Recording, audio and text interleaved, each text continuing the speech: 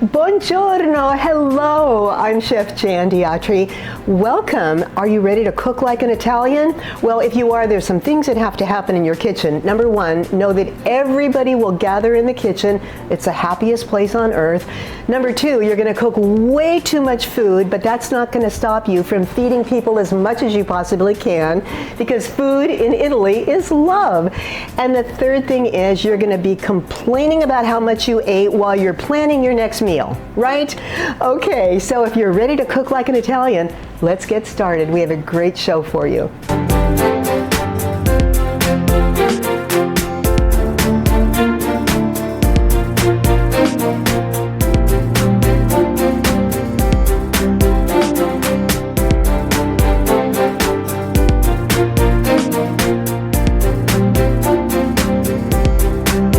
Today we're going to start with a beautiful charcuterie board. Now, charcuterie boards have become so popular in the past couple of years in the United States, but in Italy, this is how you eat. It's called an antipasti platter.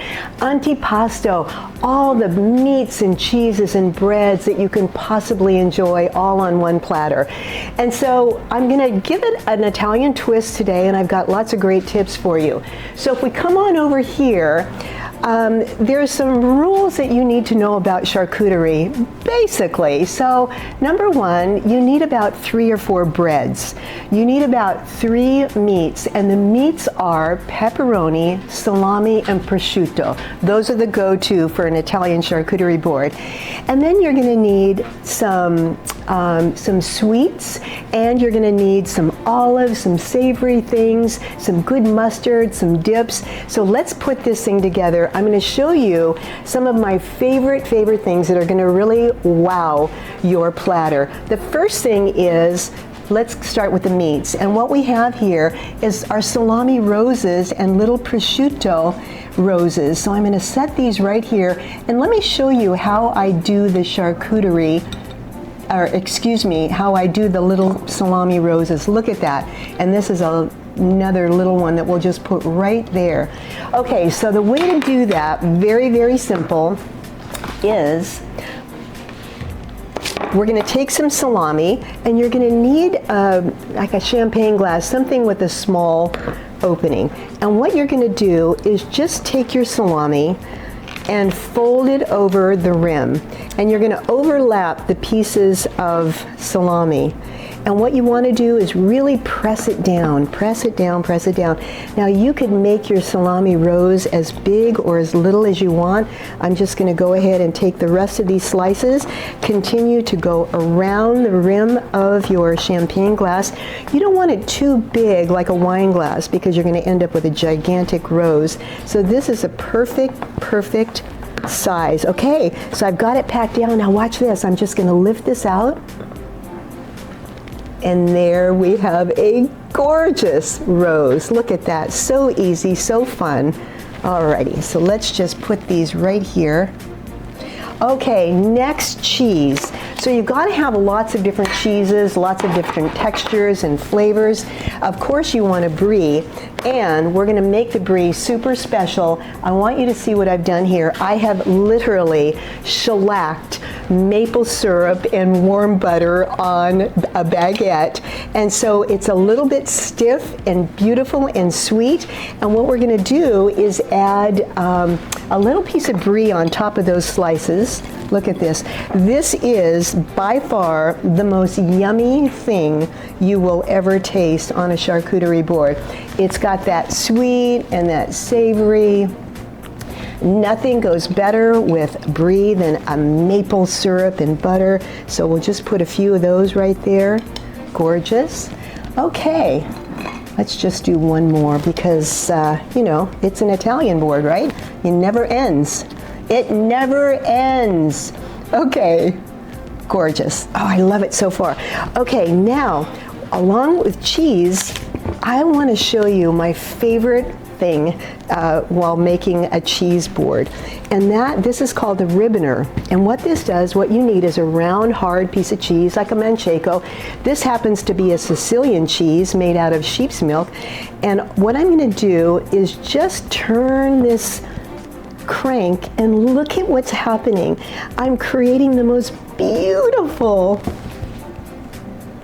cheese roses. Isn't that gorgeous? So let's give it another spin. Look at that. You want a nice hard cheese. But I'll tell you what, it's yummy to eat. You know, when cheese is very thin sliced, it just tastes better. And of course, you always want your cheeses to be room temperature. So we'll put a few more of those on there. Look at that, gorgeous.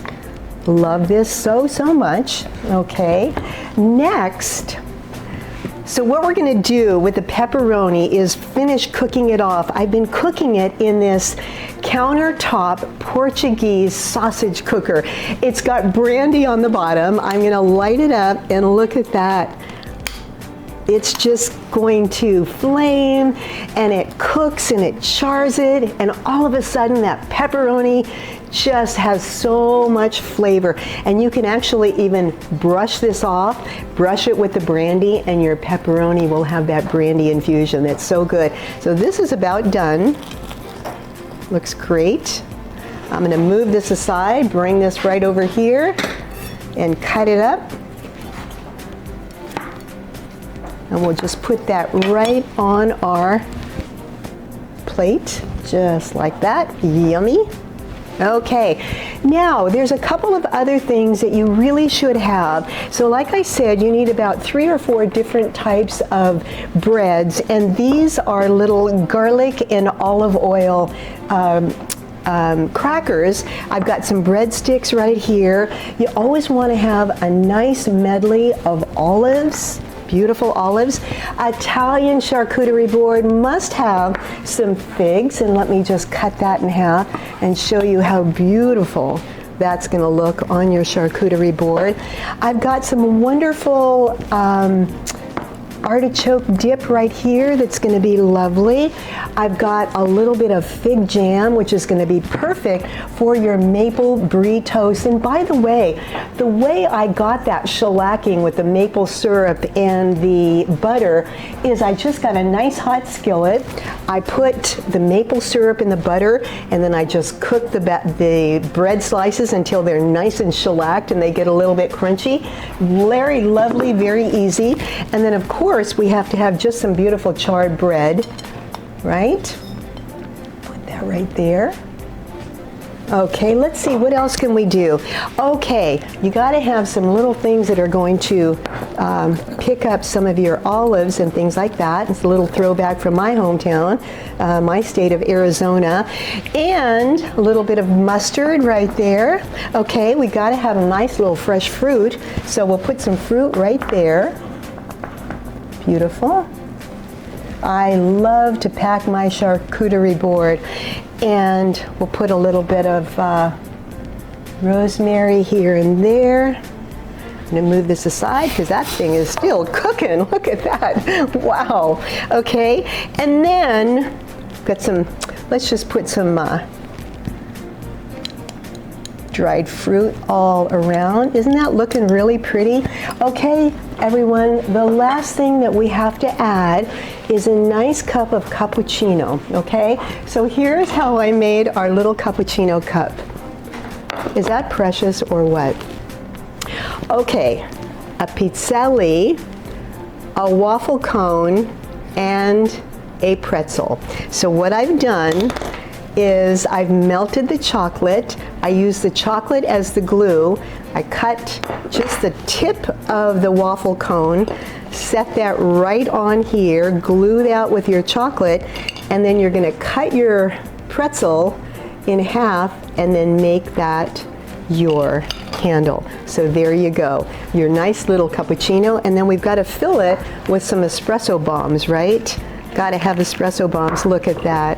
How adorable is that? And that completes your Italian charcuterie board. So it's a lot of fun, it's gorgeous. My last suggestion to you is to not do a huge board, to do 2 small boards that are identical. And that way, As the hours go on and it starts looking pretty messed up, you can take the other one out of the refrigerator, set it down, and it's a seamless transition. So with your charcuterie board, make it simple, but make it elegant and fun and delicious, using beautiful oils like this Queen Creek olive oil that I'm going to just finish off these artichokes. Look at that. Maybe just do a little bit more drizzle on the bread.